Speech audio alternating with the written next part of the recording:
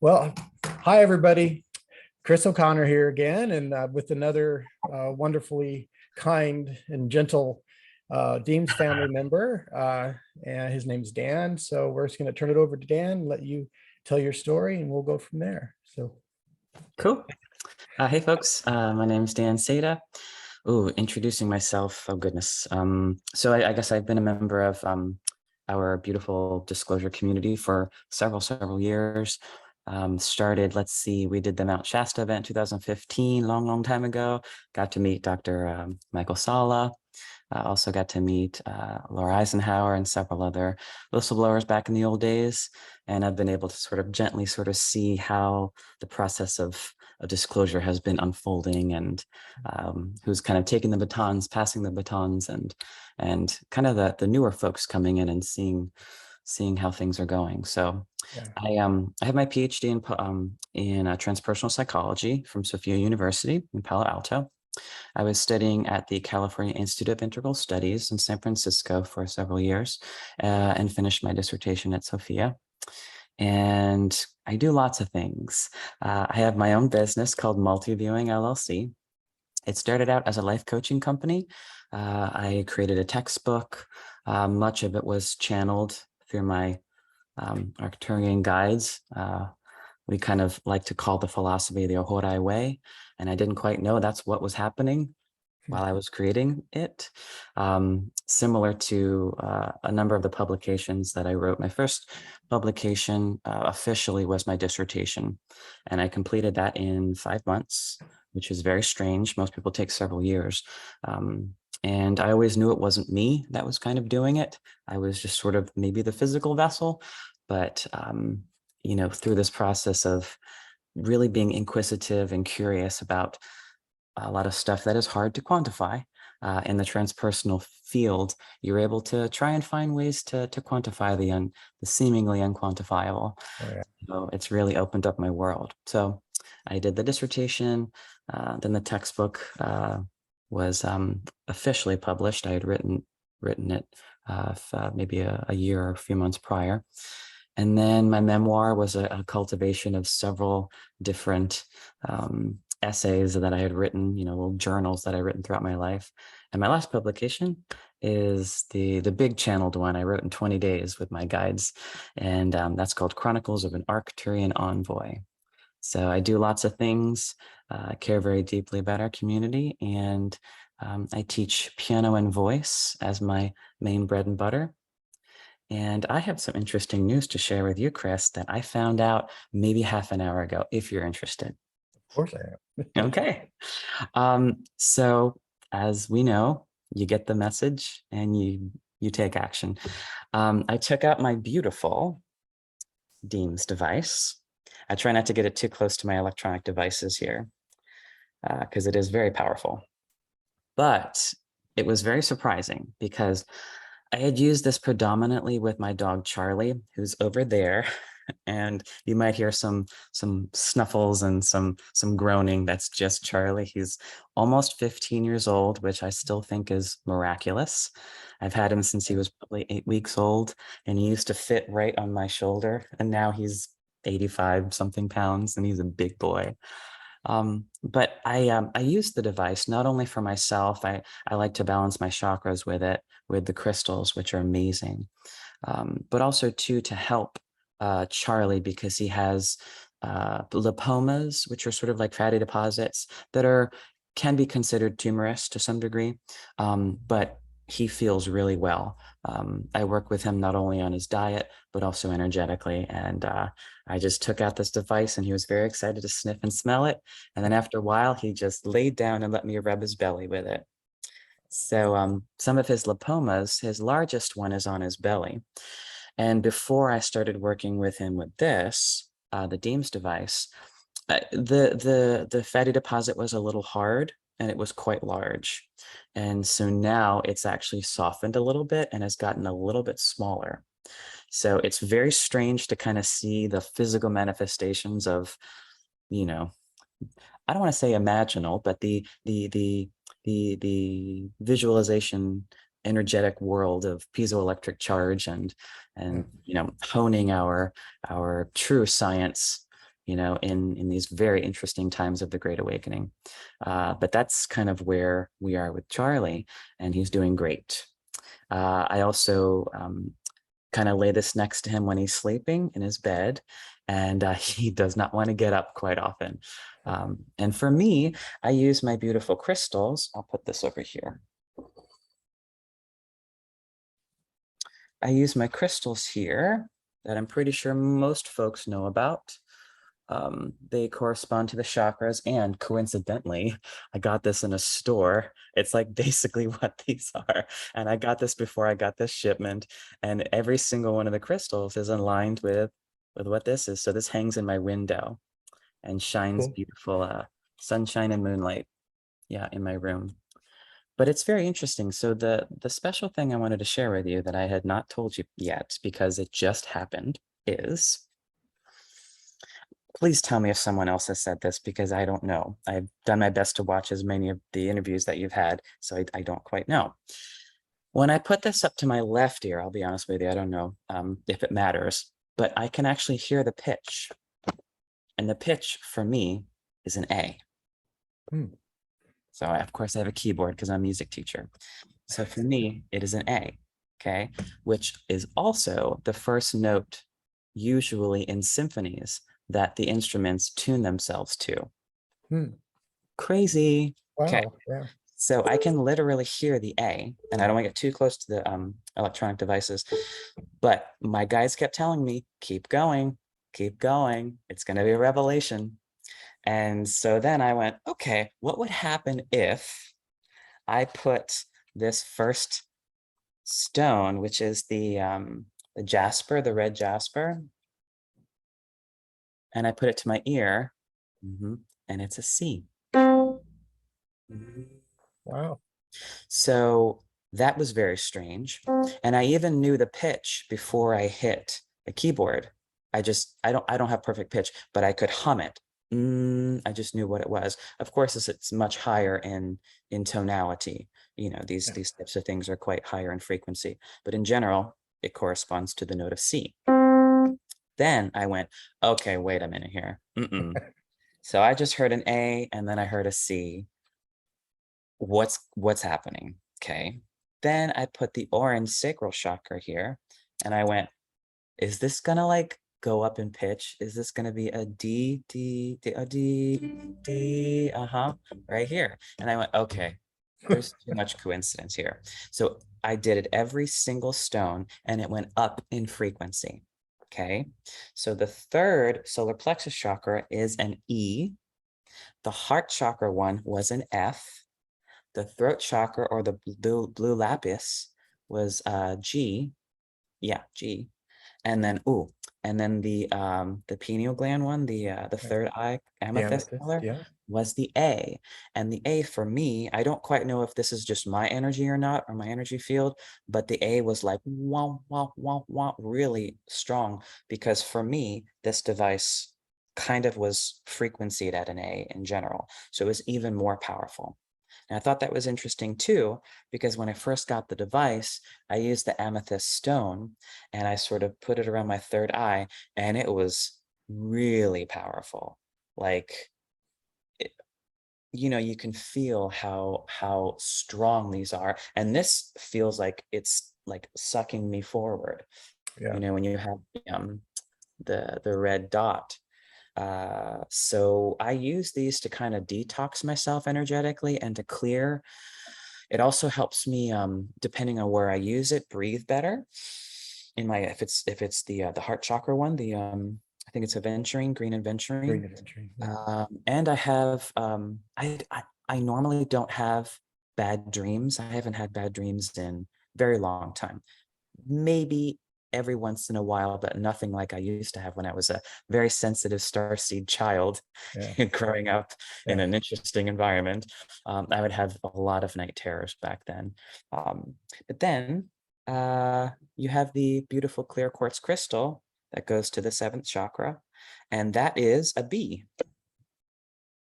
So if you really think about this, it's amazing how they correspond. Now, I don't claim or I don't assume that maybe perhaps everyone could hear these types of things, but I've been a musician since I was 8 years old, and music and tonality and frequency and vibration is really important to me. And I kind of know it on a intuitive level because my main guide is Arcturian. And I kind of feel as though that collective really helps me understand and utilize music and these types of energetic frequencies for healing modalities. So it's just been fantastic. So if you think about it, we have the A, which was the primary frequency, and you went all the way up through the chakras. And Wow. the third eye, which is also an A in frequency. My apologies, I'm getting several texts. I hope that's not too annoying for you guys. Should have put it on Do Not Disturb. Um, but yeah, and then the B is just right next to C. So do you know music at, oh, of course, I think you are a singer, A right, little bit. Chris? A little bit, a little bit. A musician and a singer, maybe. Um, but it's just fascinating how all this has a great deal of truth to it. Because, as intuitive people, when we get a certain guidance, it's that gentle yet somewhat dogmatic to some degree messaging where it's try this, see if this works for you, right? Or we're going to keep nagging at you gently until you do it, right? Yeah. Yeah. But this one was so gentle. I listened to it. I went right to the keyboard and it just blew my mind. And I kind of wished you were here with me to see it, but I just wanted to share that with you. No, I think that's just absolutely phenomenal. You know, in fact, I already know what everybody's going to want. They're going to want you to go through the tones. So Okay. might as well just do it now because that's exactly what Sure. everybody's going to want. So Now, what do you mean? You want me to demonstrate the just, tones or? yeah, well, just like just show us which tone, which with Crystal, like you did the first couple of them, Mhm. and then I think you did the root chakra, the red jasper, then you did Uh-huh. the orange aventurine, and if you just kind of work your way up, just so people can see the color and hear the tone at the same time. Oh, okay. Very interesting. So let's see. Let's bring it through. So let's start with the red jasper. So the red jasper is C. Now, as a musician, I can simply play a note of C. And Is it before good? you go, Oh, I've okay. noticed you put it on the side without. You are so good. That's a first for me. There we are. Okay. So, yeah. Okay. So, it's hard to sort of demonstrate this for other people Yeah. and what my experience is, but let's see the right ear. Mm, yeah, same thing, but I hear it a little bit better in my left. Yeah. So maybe I'll get a little closer to the keyboard or the device here. So this is red jasper, and there's a beautiful geometric shape over here. Of course, I'm sure Chris knows all the science about all that. Yeah. But there's such beautiful frequencies within symbols here. And then you have those pretty little smaller magnets that help it um, attach right to the device. You don't really have to work too hard on that. And what this is doing is not only are you, and tell me if I'm wrong, but not only do you have this piezoelectric charge without the crystal, it's then focused with whatever the frequency and color of the stone. Yes. And what that does is it really pinpoints that energy. So, for instance, I tend to use it corresponding to every chakra. So, because it's very important to work on every chakra because they both sort of stack on top of each other and affect each other in interesting ways. I tend to hold this in an interesting part of my body or closer to the lower part of my body, I guess, Yeah. to try and get more clarity and healing around that area. And of course, the red, this first root chakra corresponds to like family, connectedness, sense of belonging. Um, Very often as star seeds, we tend to feel very, very lost often and we feel the extremes of this duality Mm. a lot and Yeah. very strong. And many of my intimate partners who I've had in long-term relationships throughout the years have known that if I'm experiencing something, it's not an anomaly. I will explain to you as my double Gemini Virgo moon can what I'm experiencing, but please don't, you know, make me feel like I am crazy or wrong or whatever for experiencing that. So, you know, once you start activating your chakras and cleansing them, there's really cool meditations you can do as well. You can sort of spin the wheel, and then you can spin the wheel the other way and see where it lands, and work your way up through the chakras. But in general, this one here, it gets to the root chakra. So if you're having trouble, familial trouble, having a hard time connecting to your community, maybe feeling grounded here on Earth, Yeah. this one's really good. Yeah. You can look at it like the base elements of your life. Mm-hmm. All the ingredients and parts are Yep. individual within that region. And you know, Chris, if you don't mind, I think it is interesting that like within the this like the spiritual kind of community that's always ever evolving, and now luckily incorporating more ET connections, um, we tend to often concentrate on like the heart up, which is Mhm. really great and important. But it's also vital that we cleanse and clear our lower chakras as well.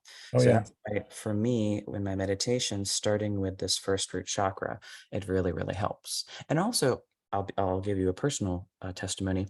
It helps me feel much more secure to the ground and the soles of my feet. I've noticed Mhm. as well, because I tend to be very airy and flighty. So I tend to, you know, not feel so connected. So this really brings me down and makes me feel rooted. Yeah. You want me to move on? Well, good. So let's do that like with the as you're holding it, and then just do the tone and the stone at the same time, because we want to associate color with the sound. Got it. Do you want me to point it here, or do you want me to do it to me? Just toward us, because we can see the color better. Okay, cool. Hopefully my bald Arcturian head is not going to annoy you Fine. guys. Okay. Yeah. So that's yeah. See, that's really good because we can associate the color. And let me change your view. We'll make oh, hold on. So we'll get this figured out. Okay, so let me do Mhm. speaker view. So when you do the tone, you don't have to cover your face. I mean, it's just as long as we can see it. It's all good. That's all good. So yeah, so we just we can see the color and hear the tone. And Mhm. now I put you on full view, so it'll be better. Cool.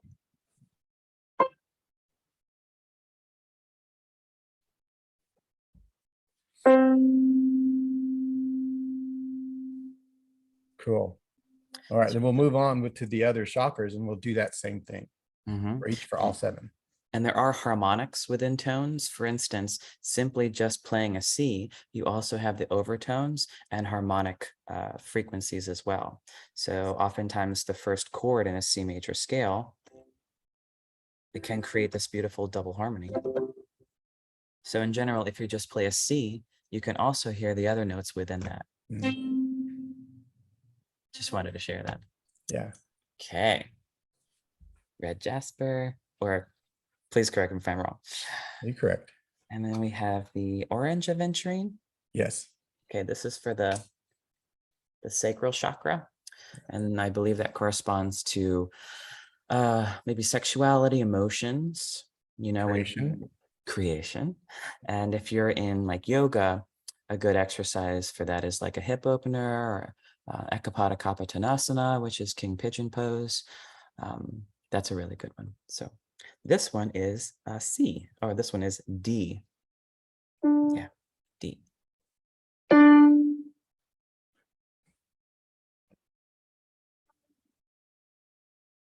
Mm, I don't know if you heard that. I'm such a weirdo. It's Oh, like wow, wow, wow. yeah, I can hear that. So that's a D. And I just think this is such a beautiful color as well. Okay. And then the solar plexus one, which I have a lot of really fun citrine these days. I have a beautiful citrine ring. Mm. Let's see. This is tiger eye. Oof. So this one's really good for the solar plexus. It really gets activated when you laugh. You really you learn how to identify strongly with your desires and who you are as a person. So this identification, and also too intelligence to some degree as well. Consciousness, intelligence. Yeah. Yeah. Yeah. Yay. Good. So this is going to be an E. I do like an E major scale. Can't hear that. Nope. Let's try again. Nope. I it began to hear it, but Let me try over here if the frequency is too much. no, not like the others. The others you could hear.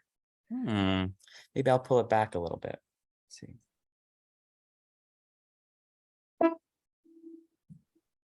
You can hear the initial sound, but then it fades out right away. Oh, darn. Interesting. Let's see. I don't know if my sound preferences are changed, but I think no, everything seems good here. Maybe it's a little too powerful, maybe. Let's try. There. Yeah, now I can hear it. Good. You know, we still have to work with these relatively archaic devices for Terrans. So you got to figure out how to work with all this stuff, because we're also inundated with, electromagnetic frequencies all the time. I unfortunately live very close to a 5G tower. So there's lots of stones all around my house to try and protect that. Yeah. There's also a really lovely oil I use that has obsidian stones in it, black pepper and jojoba oil and a few other things. And I use that for protection around my wrists and stuff. So that is your solar plexus chakra stone, tiger eye. Now your green aventurine. This one I like it. It calms me.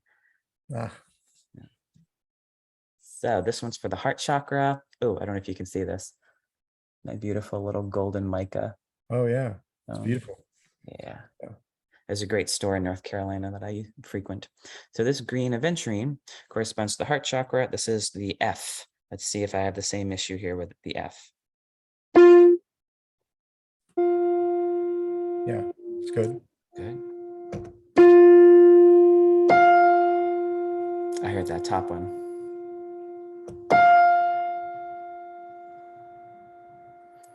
So I don't know about you, but what I was getting there was it almost brought me back to a yoga class and gave me that really soft, compassionate feeling of peace and calm. So of course that corresponds to the heart, compassion and forgiveness, these types of things. So yeah. And also too, we could talk about anything, but the concept of how potent language is, the idea that something is ringing truth. Well, if we think of things from a sound frequency, truth does have a bit of a ring or a tonality to it, because when we hear truth, we not only hear it auditorially, but we also hear it in our body somewhere, somehow. Things can ring true with us. Yeah. All right. So now the communication one. It says blue lapis, your throat chakra, as a nice G. I like G. It always helps me feel maybe satiated, helps me feel like I've fully expressed something. Yeah. Exactly right. It's about communication, essentially. Yeah. So G. No sound.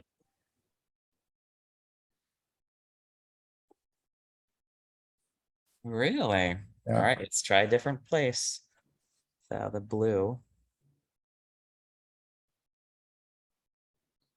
No.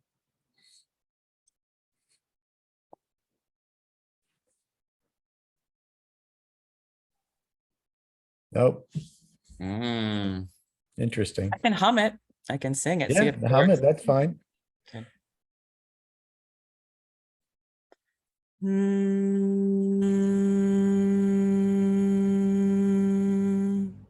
Did you hear that? Yeah, that was good.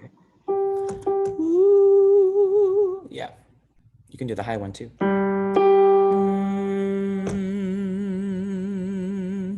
Cool. Yeah, it's funny. I could hear the tone on the keyboard that time. Huh. I'm gonna try to figure out what's interfering here. Danny's always good at that. She's always like, oh, they got us this time. Let's figure out a way to kick them out. Okay, so amethyst. This one here is for the pineal gland, which is so important to try and purify as much as possible these days. We have so much, fluoride in the water, etc. But I like this because this is actually really powerful for me, because it's the A that for me, my device kind of sounded like, so it amplifies it a lot. Nothing. Nope. All right, let me see what we can do here.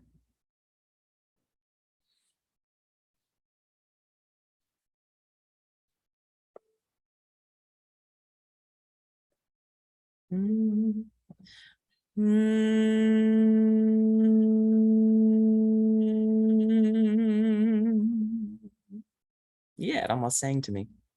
Yeah, it's cool. Yes, and again, that's the note that symphonies warm up to and tone to. Cool. I wasn't aware of that. And I don't know, like how sensitive, like a lot of the viewers are, I'm sure a lot sensitive, but you can almost hear when you go higher in pitch, almost you can feel it buzz even more. For instance, I had a slight hypothesis when I after I did this first little thing about half an hour ago, like, would it be strange? Would I hear the dissonance if this seventh chakra crystal, the clear quartz, was put on top of this? Because the crystal is a B.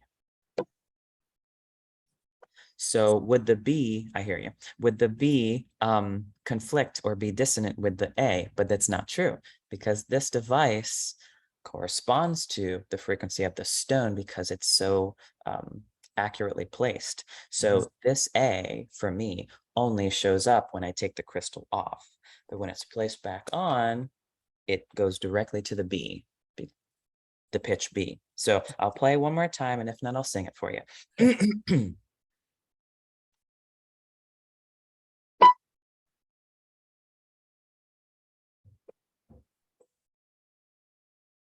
You have to hum it. Okay. Well, now you can hear it. Oh, It's the weirdest thing. I mean, we're dealing with like energy fields and stuff, and it's so hard, Things want to emanate, which is going to be receptive or emanate, who knows?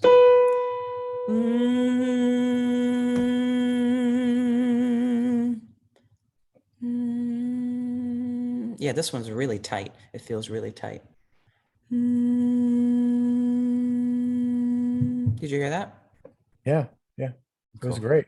So I have a thought. Did any of them correspond with F? Yes, the heart chakra one. Okay. So F, C, and D, put all three of them on there. See if they'll stay. Okay. Okay.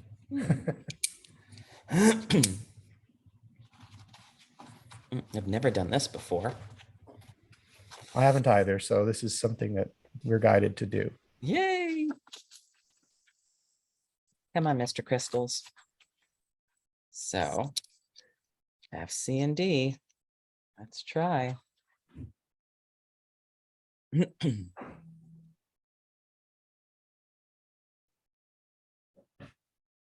Dude, whoa.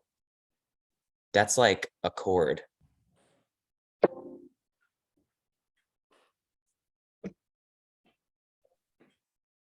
Wow. That's really cool. What if I played a triad, like a major triad? Yes.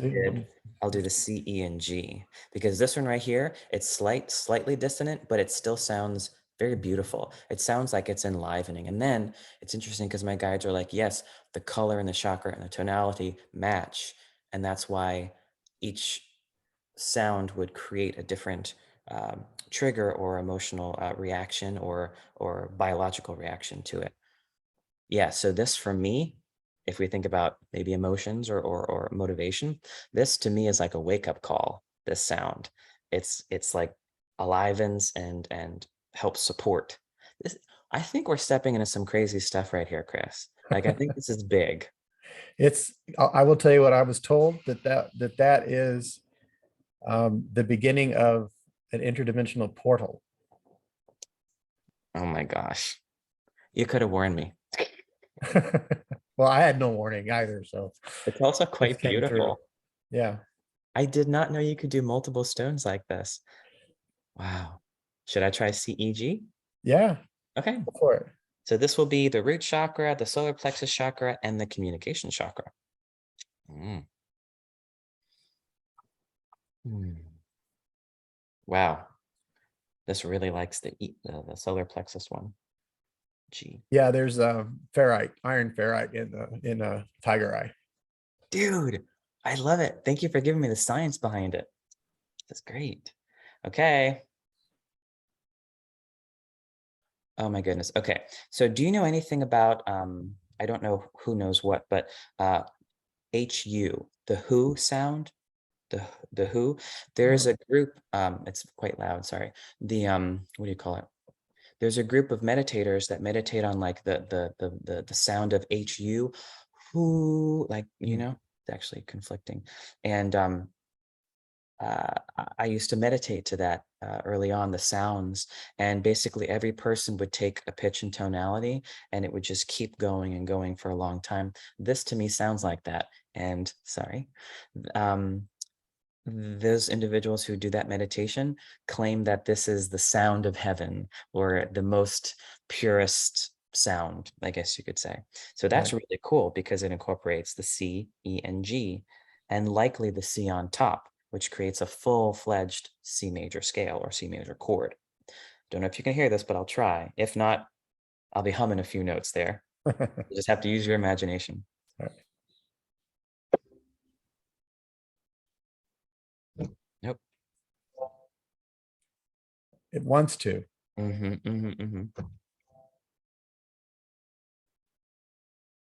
How about I'll go lower?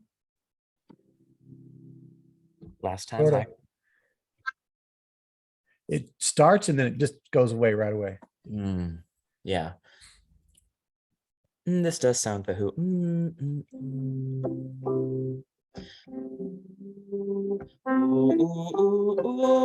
Is what a scale. Do you hear that? As soon as you start humming, then those tones on the keyboard come through. Ah, okay. It's gonna be a whole thing. Sorry, my tenor voice comes out. Okay, cool. Mm, mm, mm, mm, mm.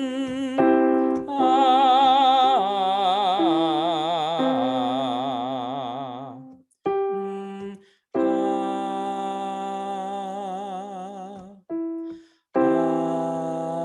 mm, yes. Yeah.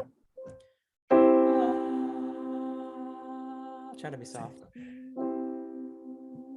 Yeah, to me, this is really powerful. Yeah, and I hear it like pingier on this side. Well, because what's happening is you're aiming the energy toward you, Uh-huh.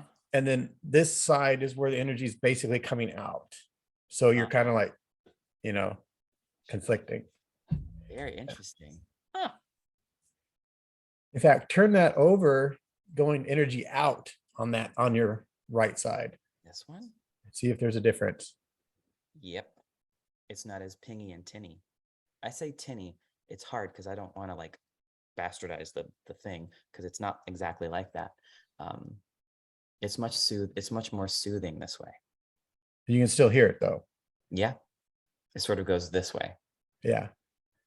It's funny, that reminds me when I did my first acupuncture session, I did it in front of like a student-led group because like I was in New York City, I was a dancer and a performer, I was like quite poor. So, it was a great way to get some work done and, share and educate other students. And I remember just lying there and they were, putting this tiny little needles and stuff inside of me. And I actually had to tell the guy and say, I feel like there's one near my belly that's going diagonally the wrong way. And he came over to me and he looked and it was true. That's what was going on. And all the students were like, oh my gosh. I'm like, it's true. Like this stuff works. And, Yeah. we're working with energies and stuff. It almost feels more distant when I, because it's pointing that way, but when I point it, Would you equate it to like when a sound's coming toward you, say like a fire truck coming toward you and it's much more strong, and then as it goes away, that sound, absolutely. yeah, that Yeah. makes sense. Yeah. This is being drawn that way. And then when I turn it towards me, yeah, this is a really strong device. I can feel it shooting through me. It almost feels like multiple people singing like a chord, very strong in my ears.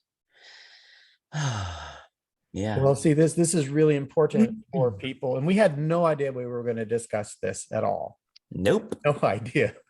I mean, I'm in shock myself in a lot of ways, but and the reason it's turning out to be so important is because it's a really good visual for people to understand vibration. That vibration, like certain colors are their color because of their vibration, but that vibration is also a sound, Mm-hmm.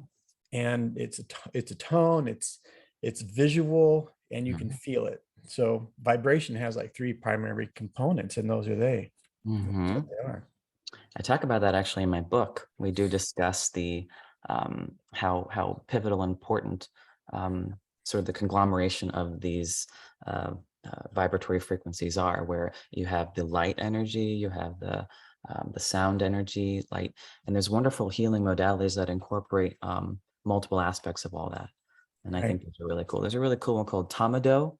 I haven't heard too many people practice it, but on the East Coast, I wanted to get certified in that, and just life happens. So yeah, Yeah. so many other things to get certified in. Well, I tell you what, Dan, we could literally be here, for the next couple hours at least. Mhm, And so what we should do is we'll just talk later, and mhm. we'll come up with maybe what we did today, but in a more refined way, Cool. to really help, illustrate what this concept here now is, Wow. and so I was really, really happy about this. So thank you. Yeah. And I do want to, I want you to mention your book again, because it's getting some really good attention, and you just tell people where they can get it and what it's called. Yeah. So it's called it's on Amazon. If you I even have an author profile there where I have my memoir and this, I guess you could call it like a hard science fiction novel. It's hard to encapsulate in a brief amount of time, but it's called Chronicles of an Arcturian Envoy. I think the subtitle is A Starseed's Journey into the Great Awakening. Okay. And it takes into consideration a great deal of research in multiple areas. Nowadays ET research is coming a little bit more into mainstream. It's no longer the joke that it used to be. And so what I did was I took a lot of research and a lot of work being done by a great deal of people in the field, and talked with my guides about things, and was like, how can we bring this information to more people? And the first thing that I kind of heard was um, utilize it more in a fictional manner, so that people can read it and maybe not necessarily um, have to see it as total truth, but could still find a way to have it come more into their psyche, the information there, because it takes you through. Chris, I don't know if I talked to you about this or not, but it takes you through the process of disclosure basically at the end of 2021. The character, and as I was writing the book, I didn't know what was happening. Like, I would talk to my editor all the time and say, guess what happens to this character? Did you know that this character is related to blah, blah, blah? Like, I had no idea what I was writing. I had no blueprint. I had nothing. Like, this is flying by the seat of your pants. So at that time, I was watching wonderful videos by some whistleblowers. You have Dr. Michael Sala, who's an excellent researcher, Elena Danaan, who's an experiencer, and Megan Rose and Laura Eisenhower, and just all these other people coming up. And I was listening to these stories and going like, yes, this is vital. And of course, I read literature and books on the subjects, and was opening it and just going, this needs to get out there. So what I did was I told a story but utilized a character, Da'anael, and I was trying to figure out if I should put the apostrophe or not, but Da'anael, and he's your sort of angelic or benevolent ET character, and he's in contact with this professor, Dr. Charles Forthright. And a lot of these names and stuff I just sort of heard, like Forthright, Dr. Forthright. I heard it and I was like, that's strange, but let's go with it. And he's a professor in a college. A great deal of the story is my experience. I was a professor in the mountains of the Southeast at a particular college. You know, similarities with the student population and whatnot. And I tried very hard not to, you know, incriminate or use anything. I tried to be very integrious, which is not a word, but I like it anyways, integrious, because I care very deeply about our community and what we're doing and what we're all trying to do. And for me, it's all about the work, the mission, and trying to show up as best I can. So luckily, you know, with my amazing Arcturian guides, they're very creative, very, very powerful people. And I luckily have a lot of that genetics in me. So I tried to be a truth teller in a manner that's quite creative and inspiring. So yeah. So I will, I'll put a link to where you can get your book in the description. And you said they can get it through Amazon. Okay. And it was, to say the title again. Sure. Chronicles of an Arcturian Envoy, a Starseed's Journey into the Great Awakening. Okay, on Amazon. So yeah. Okay, and that's to purchase hard copy. You can, or Kindle. Yeah. Or Kindle. Okay. All right. Well, that's good to know. Well, listen, it's been a really amazing you know, interview, and I'm really happy and glad that you came on and we did this. You know, we did all the colors. You can see the colors of newly designed shirt. So yeah, you know, I say aloha to everybody. So I said, oh, this is perfect.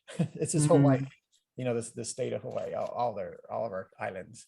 That's awesome. So, you know, got to have those colors in there. But isn't that interesting that we did this whole chakra thing with all the colors? Yeah, and I this is the first time I've ever worn this shirt. So and I took my blanket that I got from Peru, my rainbow blanket, out of storage just to put on the thing in case I got cold. That's so funny. Yeah, so it's all about vibration and color in this episode. So wow. and tone. So okay, well, listen, I'm going to stop recording now. Okay. But, you know, stick with me. So say goodbye. Bye, everybody. Bye. See you soon. Buy the device, please. It's great. Wait, hold on. It's a new computer, so you know. Take your time. I'll play with the crystals. Yeah. It'll help if I put my glasses on. Okay, we'll stop. There we go.